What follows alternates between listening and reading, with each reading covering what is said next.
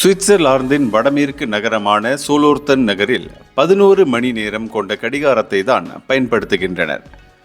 இங்கு 12 மணி ஆகாது. இந்த நகரத்தில் எண் 11 பலவற்றுடன் தொடர்பு கொண்டுள்ளது. 11 அருங்காட்சியகங்கள், 11 தேவாலயங்கள், 11 நீரூற்றுகள் என பல உள்ளன. 2000 ஆண்டுகளுக்கு முன்பு ரோமானியர்கள் இந்த நகரத்தை நிறுவியுள்ளனர். தொடர்ந்து 1215 சோலோதர்னில் கவுன்சிலர்கள் தேர்ந்தெடுக்கப்பட்ட போது 11 பிரதிநிதிகள் இருந்துள்ளனர். 1481 11வது மாகாணமாக சுவிஸ் கூட்டமைப்பில் சேர்க்கப்பட்டுள்ளது.